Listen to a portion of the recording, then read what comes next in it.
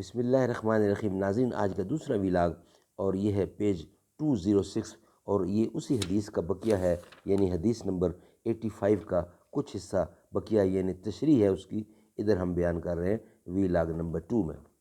قال اللہ تعالی وما آتاکم الرسول فخذوہ وما نہاکم عنہ فانتہوا، جو تم کو رسول دیں وہ لے لو اور جس سے منع کریں اس سے باز آ جاؤ، رک جاؤ۔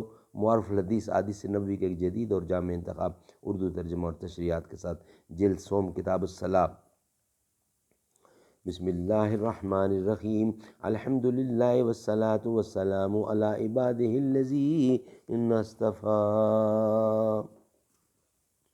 وہ صداقت کے لیے جس دل میں مرنے کی تڑپ، پہلے اپنے پیکر خاکی میں جان پیدا کر۔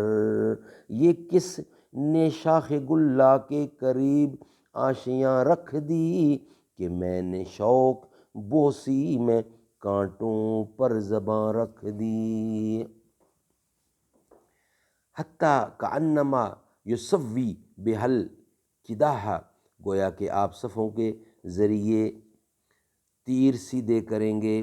کا مطلب سمجھنے کے لیے پہلے یہ جان لینا چاہیے کہ اہل عرب شکار یا جنگ میں استعمال کے لیے جو تیر تیار کرتے تھے ان کو بالکل سیدھا اور برابر کرنے کی بڑی کوشش کی جاتی تھی، اس لیے کسی چیز کی برابری اور سیدھے پن کی تعریف میں مبالغے کے طور پر وہاں کہا جاتا تھا کہ وہ چیز ایسی برابر اور اس قدر سیدھی ہے کہ اس کے ذریعے تیروں کو سیدھا کیا جا سکتا ہے، یعنی وہ تیروں کو سیدھا اور برابر کرنے میں معیار اور پیمانے کا کام دے سکتی ہے۔ الغرض اس حدیث کے راوی حضرت نعمان بن بشیر رضی اللہ کا مطلب بس یہ ہے کہ رسول اللہ ہماری صفوں کو اس قدر سیدھی اور برابری کرنے کی کوشش فرماتے کہ ہم میں سے کوئی صوت برابر بھی آگے یا پیچھے نہ ہو، یہاں تک کہ طویل مدت کی اس مسلسل کوشش اور تربیت کے بعد آپ کو اطمینان ہو گیا کہ ہم کو یہ بات آ گئی۔ لیکن اس کے بعد جب ایک دن آپ نے اس معاملے میں ایک آدمی کی کوتاہی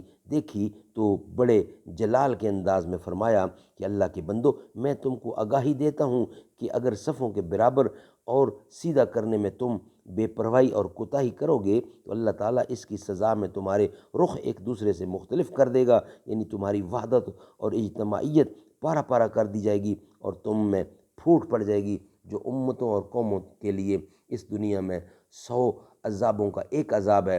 صفوں کو برابر اور سیدھا کرنے میں کوتاہی اور غفلت پر باہمی اختلاف اور پھوٹ کی وعید متعدد حدیثوں میں وارد ہوئی ہے، اور بلا شبہ اس قصور اور اس کی سزا میں خاص مناسبت ہے۔ افسوس بہت سی دوسری چیزوں کی طرح اس معاملے میں بھی کوتاہی خاص کر بعض علاقوں میں بہت ہی عام ہو چکی ہے۔ ناظرین، یہ تھا ویلاگ نمبر 2۔ انشاءاللہ اب ویلاگ نمبر 3 کے ساتھ آپ سے ملاقات ہوگی۔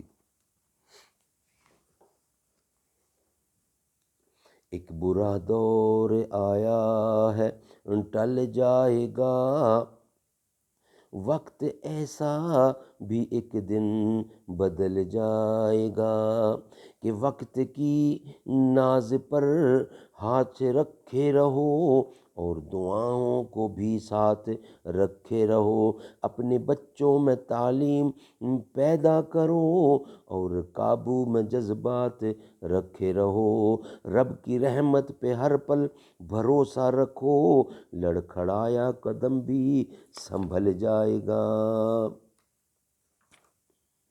کہ اپنی قسمت کا رونا تو رونا نہیں، اپنے اشکوں سے دامن بھگونا نہیں، نفرتیں ایک دن ہار بھی جائیں گی۔